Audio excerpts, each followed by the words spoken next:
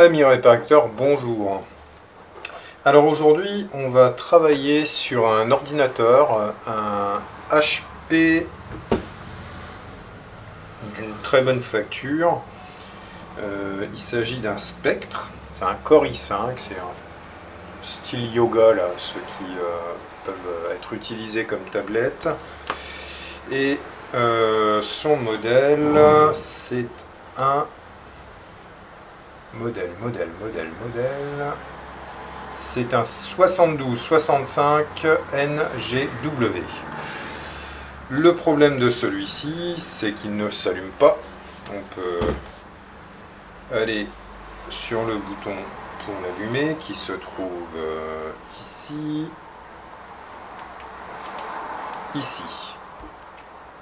Et rien ne... Non, ici, pardon.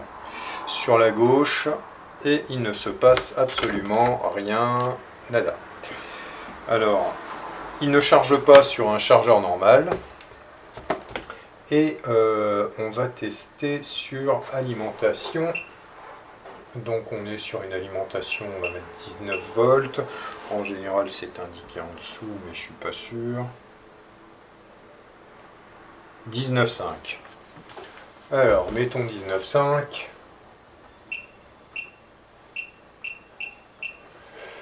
Je laisse 1 ampère pour l'instant. On va chercher le petit connecteur HP. Le petit connecteur bleu que voilà.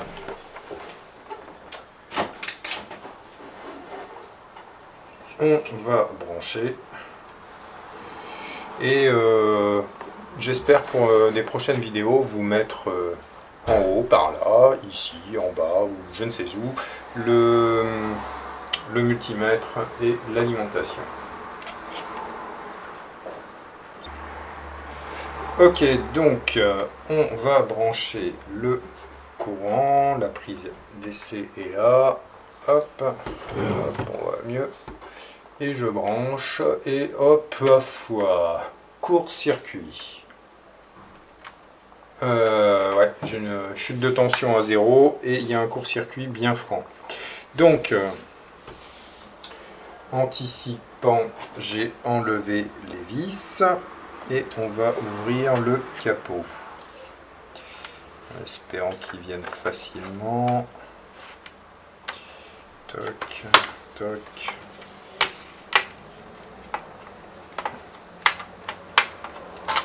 Et le capot est ouvert.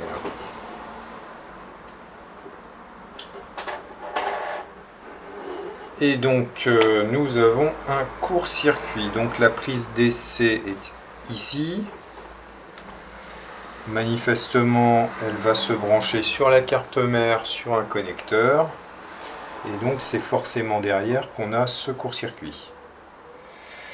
Donc je vous propose déjà, vu que le court-circuit est franc, de regarder ça à la caméra thermique. C'est très étonnant d'avoir un court-circuit à cet endroit, puisqu'on a normalement le premier, second MOSFET qui vont empêcher le courant, s'il y a un court-circuit sur la carte mère, de laisser passer le courant. Ça, c'est dans la logique.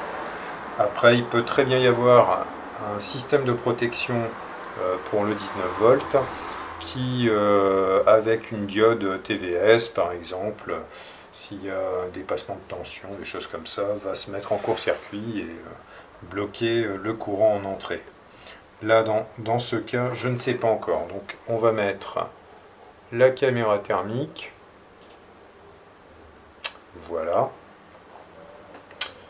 Et on va rebrancher.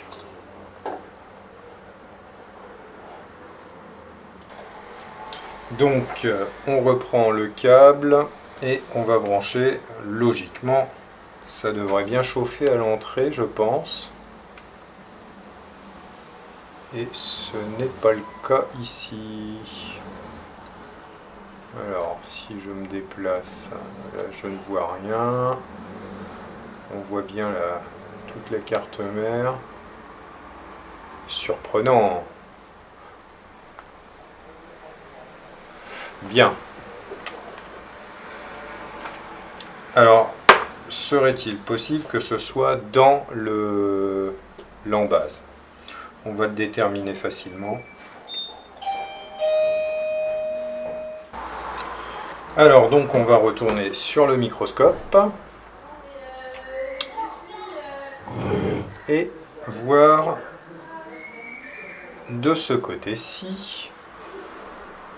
Nous avons le connecteur qui vient de l'embase jack. Une Bruxelles, voilà, donc voilà, pas celle-ci, voilà. Donc on voit ici, a priori, c'est pas si flagrant, le plus, le moins. Je pense que c'est comme ça. Donc je vais déjà enlever le connecteur. Après il y a des fils pour le pin ID et une LED certainement, puisque souvent c'est éclairé. Donc on va chercher une masse n'importe où et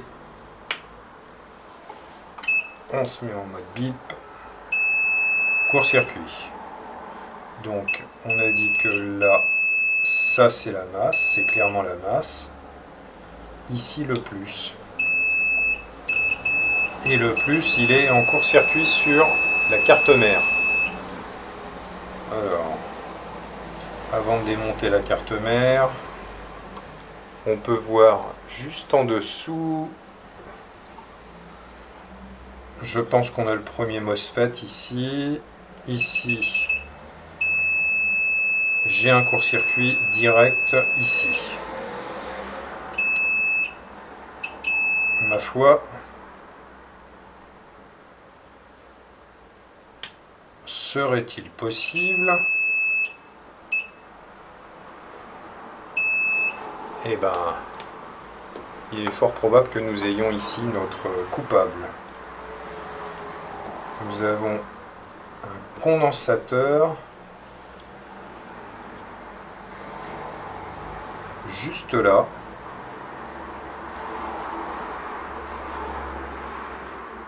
Qui semble avoir déjà été changé d'ailleurs. Alors on va le supprimer pour être sûr.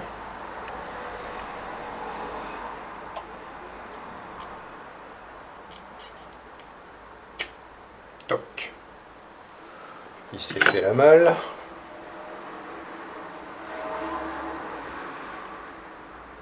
On va essayer de le retrouver après. Et on va voir si on a toujours ce court-circuit. On a toujours le court-circuit. Alors,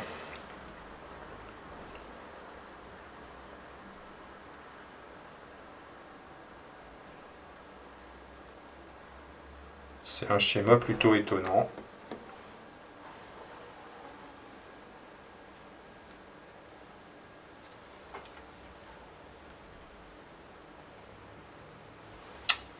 Bien.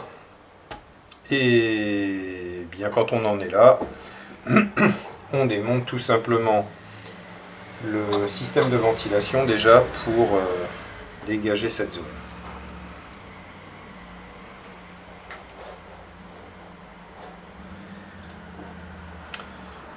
Alors commençons par le commencement.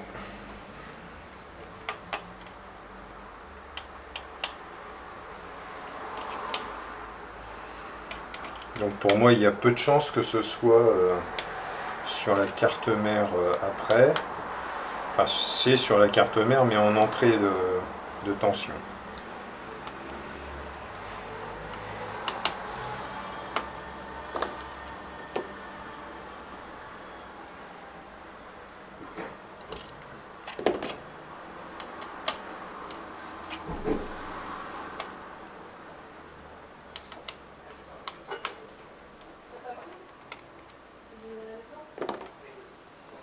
Et évidemment, encore quelqu'un. Ok, donc le ventilateur et le radiateur est enlevé. On va pouvoir regarder de plus près ce que nous avons dans cette zone. Alors, d'ici Jack.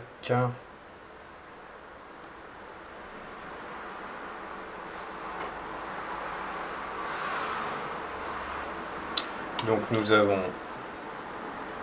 le premier MOSFET, puisqu'en fait on voit très bien ici qu'il vient hop directement sur le premier MOSFET ici pour ressortir ici. Donc je n'ai pas de court-circuit là, pas de court-circuit. Diantre. Et par contre, j'ai une autre capa ici qui me semble bien moche. On va pas chercher plus loin, c'est cette capa qu'il faut éliminer. Ok, on voit nettement qu'elle est brûlée. Donc, on va pouvoir l'enlever.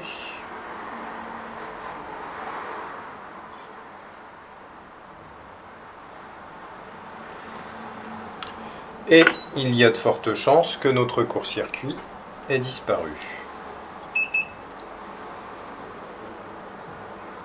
Et voilà. Et non, toujours pas. Je suis toujours en court-circuit. Il y a vraiment quelque chose de bizarre. Deux capas qui étaient abîmés.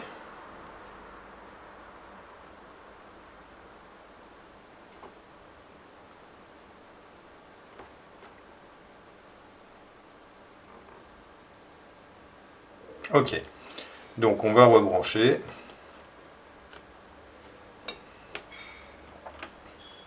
Et on va retester sans le radiateur. Je suis quasi certain que c'est dans cette zone qu'on a ce court-circuit. Alors je relance ma caméra thermique.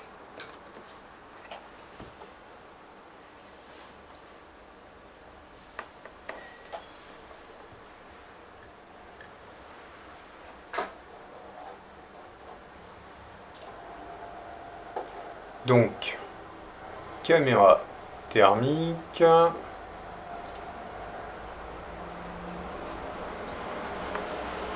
Alors, comme je viens de chauffer à l'instant, on a une zone un peu chaude, mais c'est normal, on est là.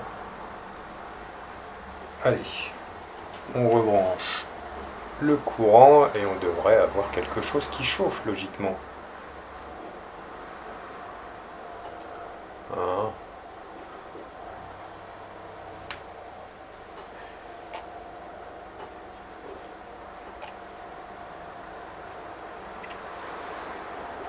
Quand même 1 ampère.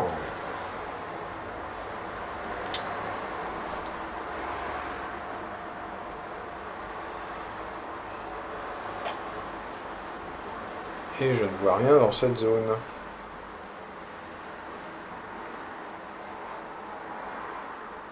Et manifestement, il n'est pas impossible que ce soit de l'autre côté de la carte mère.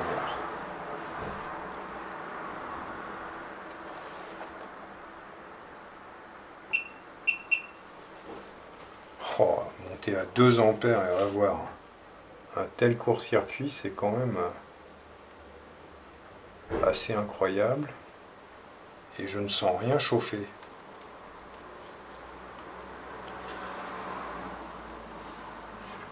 Si vous voyez ça? Oh, c'est chaud. Ça y est, on a trouvé la zone qui nous pose problème, qui se trouve ici. Précisément là.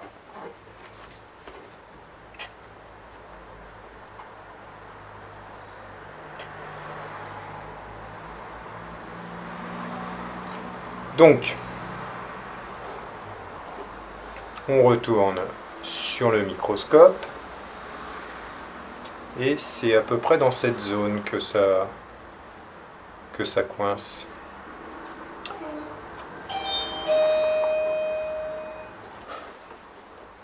Alors, donc, c'est dans cette zone. Je suis quand même assez surpris que le courant passe par là.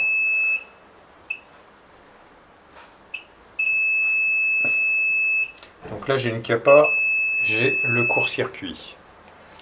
Je pense que c'est possiblement cette capa. Alors, on va tester avec un peu d'alcool. On devrait voir immédiatement réagir la capa si c'est elle. Et voyez-vous.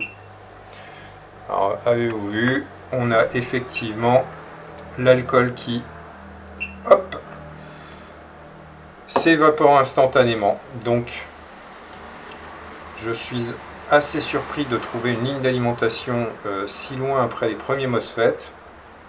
Mais c'est évident que le 12 volts vient ici.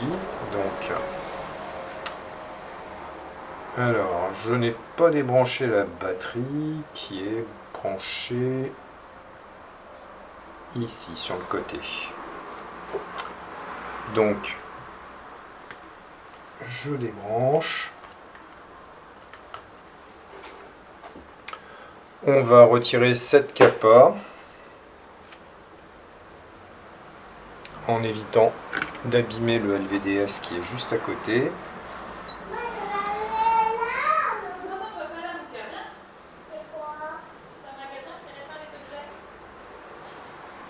Elle a bien chauffé visiblement parce qu'elle vient toute seule. Pas besoin de forcer. Voilà. Donc ça c'est une belle grosse capa, je dirais de 20 microfarad, quelque chose comme ça. Et est-ce que notre court-circuit est toujours là? Ici je n'ai plus de court-circuit. Donc si je retourne sur la zone ici de l'entrée d'alimentation, je ne devrais plus avoir de court-circuit entre là et là. Ce qui est le cas. On a trouvé la capa qui était la coupable. Donc je suis quand même circonspect d'avoir vu plusieurs capas abîmés en entrée, mais c'est probablement un PC qui a pris l'humidité dans le passé. Donc une fois ceci fait, ce qu'on va faire, c'est qu'on va rebrancher la prise DC. Et là, cette fois, c'est bon, je n'ai plus de court-circuit. Alors, avant d'allumer le PC, ce que je vais faire, c'est quand même remettre le radiateur. On va commencer par remplacer la pâte thermique.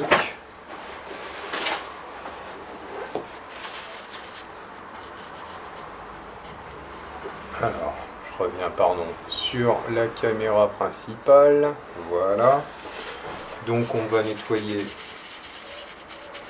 au niveau du processeur. En outre, c'est une opération qui est fort utile passé quelques années.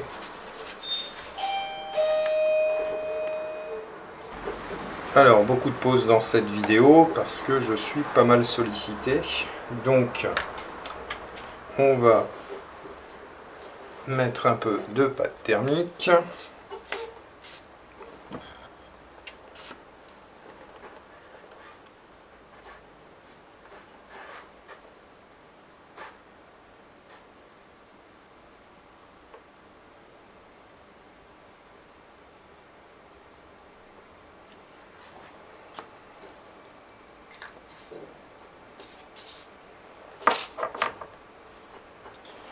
Et remettre le radiateur en place.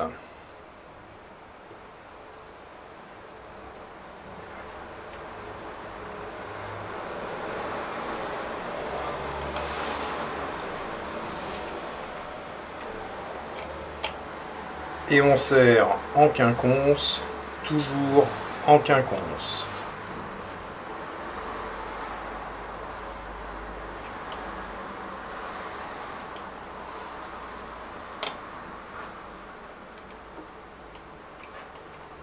Et pitié, on ne sert pas comme un âne, ça ne sert à rien.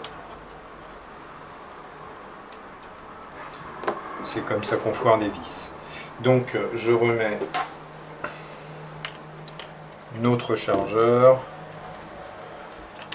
La tension est normale sur l'alimentation.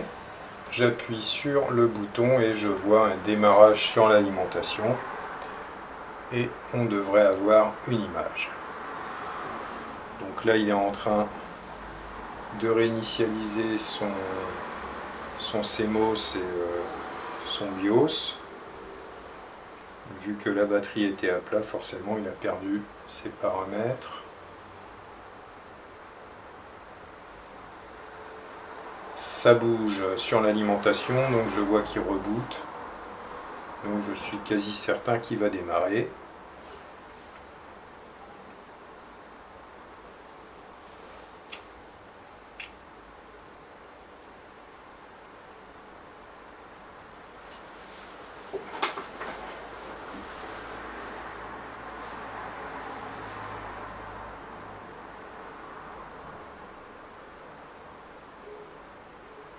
On reboot encore. Alors par contre, je vais augmenter un peu l'intensité parce que là j'avais laissé à 2 ampères. Il va peut-être nécessiter un peu plus de pêche pour démarrer. Alors je relance.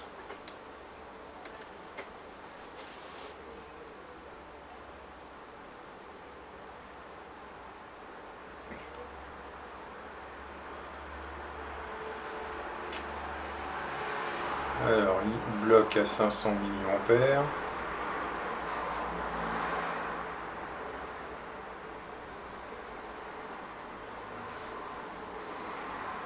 Il reboot.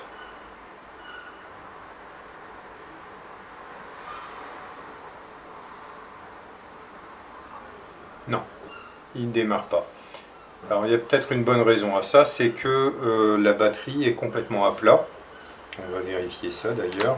Et il ne peut pas charger là, parce que je suis sur une alimentation de labo et la batterie n'est pas branchée. Je l'avais débranché tout à l'heure, donc on va rebrancher la batterie. Mais de toute façon, elle ne chargera pas parce que il faut que le PC reconnaisse un chargeur adéquat. Donc si je rebranche avec la batterie cette fois, on va tenter quand même un démarrage. Donc là, la batterie ne va pas charger.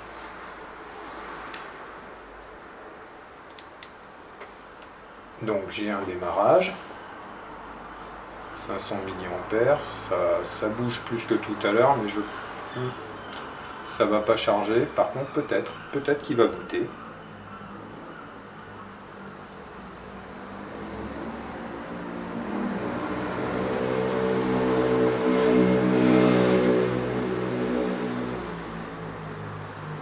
Non, il bloque à 500 mA, il reboot. Normalement, il devrait rebooter une fois, et puis 2 fois, parfois 3 fois. Mais non, là, il ne reboot pas. Donc, on va espérer qu'il n'y a rien de plus grave, mais sur ces appareils-là, il est assez fréquent que si la batterie est complètement à plat, il ne va pas démarrer. Alors, on va regarder la tension de la batterie.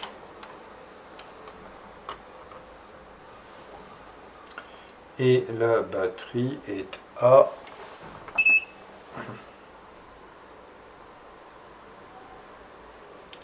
5 volts 9 et ça descend. Donc, je vais brancher le chargeur du client ici, que j'ai posé quelque part ici.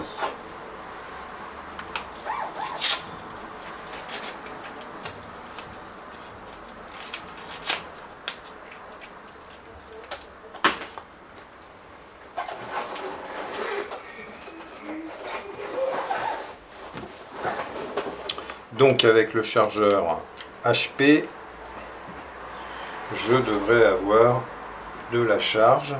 Donc on a déjà un voyant rouge, ce qui indique que la charge est en train de se faire. Et en tension, là j'ai 8.1, 8.2, 8.3, donc la batterie est en train de charger, ce qui est un bon point. Donc on est ok là, 8.5,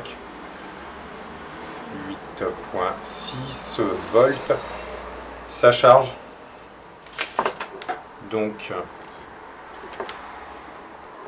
on va attendre que la batterie ait atteint un certain niveau de charge, parce que c'est une batterie de 11 volts 4. En dessous d'un certain niveau de tension, l'ordinateur peut ne pas démarrer. Donc on va le laisser charger un peu et je reviens vers vous. Bien, nous sommes quelques dizaines de minutes après. J'ai eu le temps de remonter le ventilateur et de remettre l'isolant au niveau du radiateur que j'avais oublié. Et on va pouvoir tester maintenant que la batterie est à 11 volts. Donc on allume.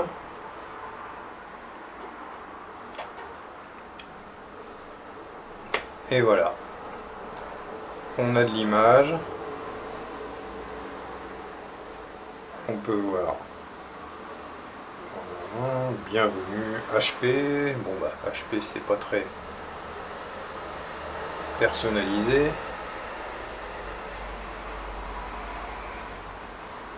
Et voilà, il est reparti. Donc il va me rester à remplacer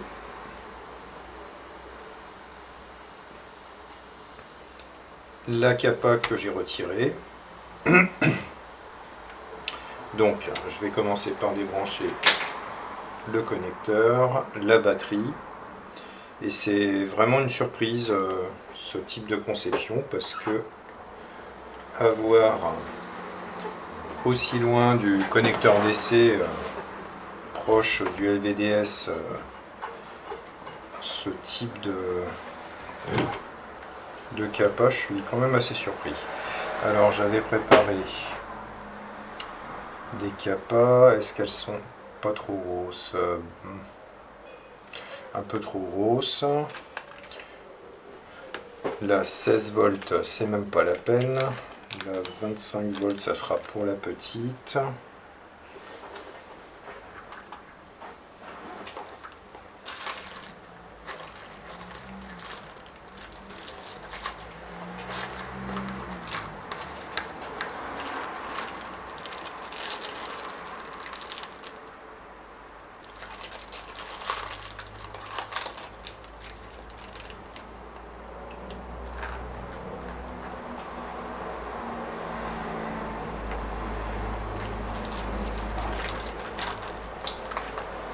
Alors, j'en ai une qui est en 50 volts. C'est beaucoup trop gros. Donc, je vais chercher dans mon petit carnet à spirale. Bien, comme j'ai pas ce format là, on va récupérer tout simplement sur une carte mère une capa sur le rail principal.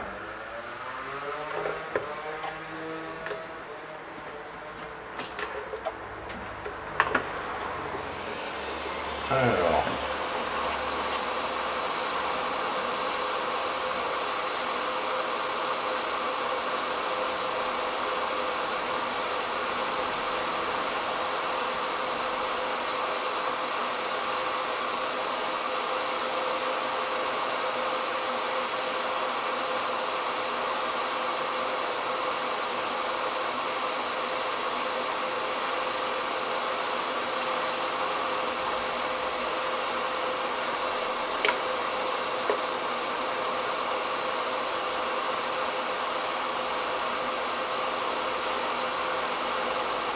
et de une et de deux.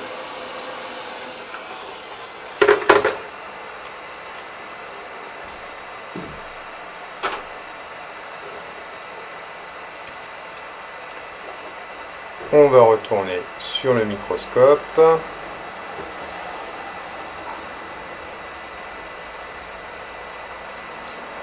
je retire le LVDS.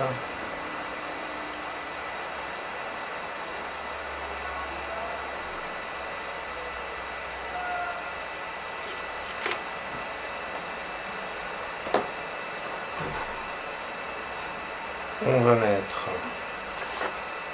un tout petit peu de flux.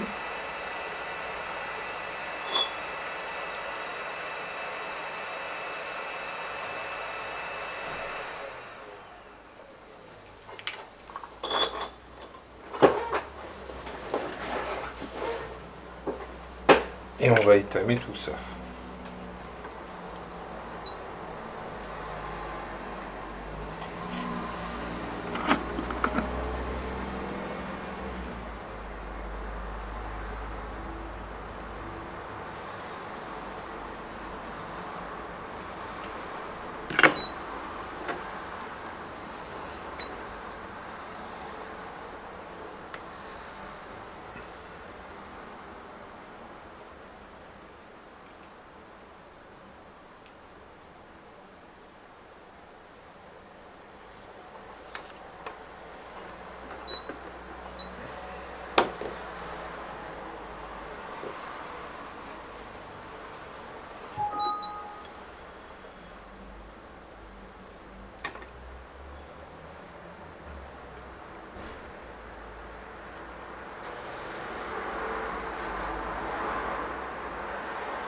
Bien.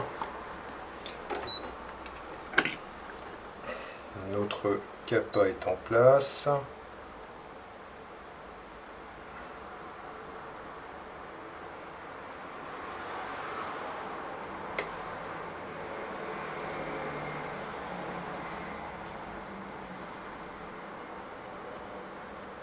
Voilà.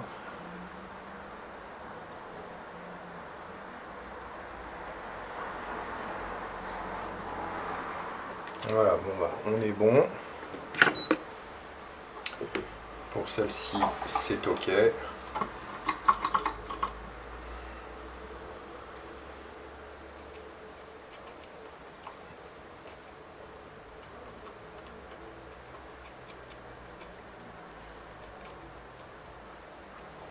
On peut remettre le LVDS ici.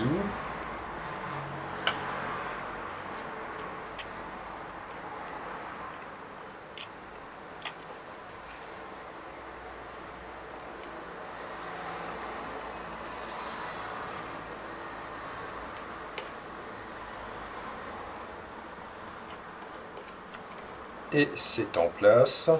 On va remplacer la capa qui était ici.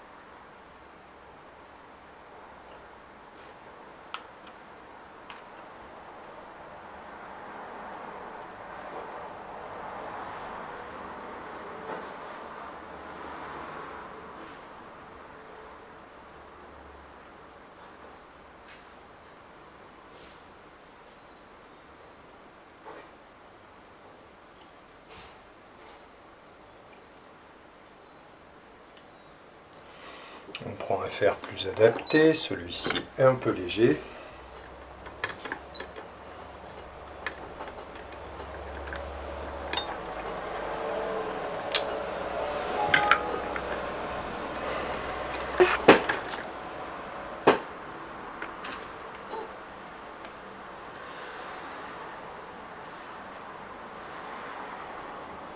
Voilà.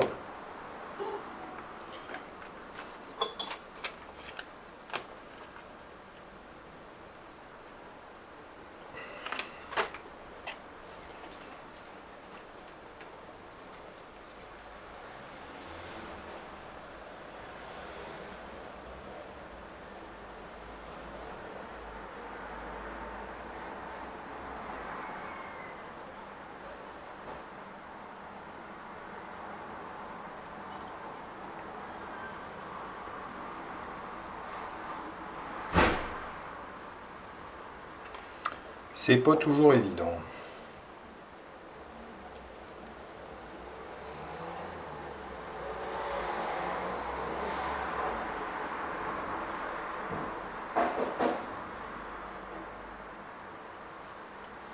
Alors évidemment, je fais ça au fer parce que le fer a l'air chaud. On m'obligerait déjà à démonter la carte mère.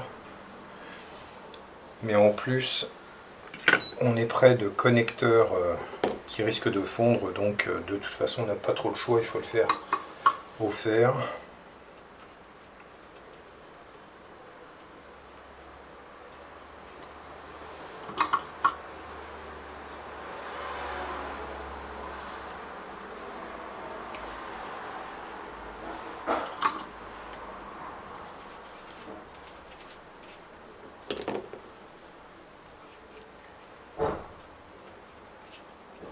Et là, c'est nickel.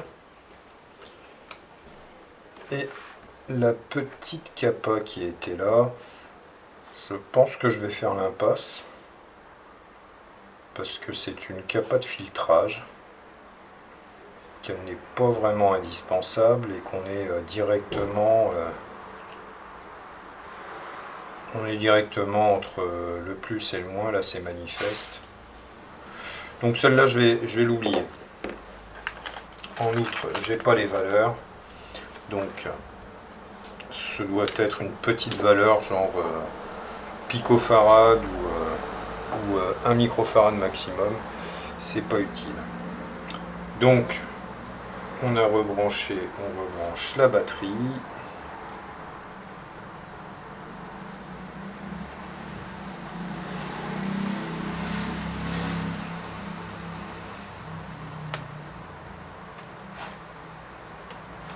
Voilà. Je pense même d'ailleurs que je devrais avoir une tension ici, c'est pas impossible. Non. Bon, évidemment ici j'aurai rien puisque j'ai pas mis de chargeur. Donc si je mets mon chargeur maintenant, je devrais voir la petite LED qui s'allume, ce qui est le cas. On a en orange. Et donc ici maintenant je devrais avoir le 19 volts, ce qui est le cas. Voilà, 19,4. Et un dernier petit test d'allumage.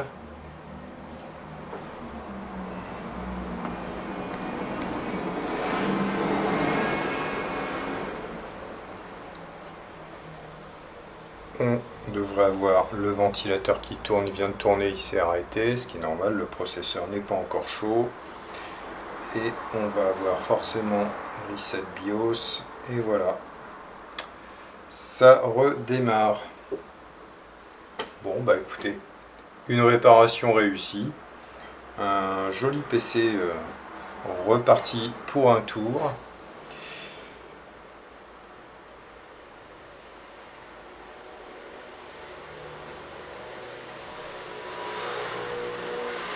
On redémarre.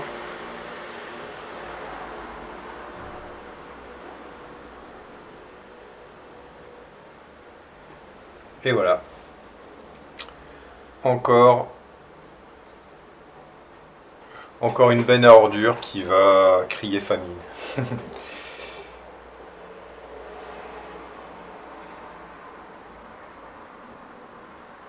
Et voilà le travail.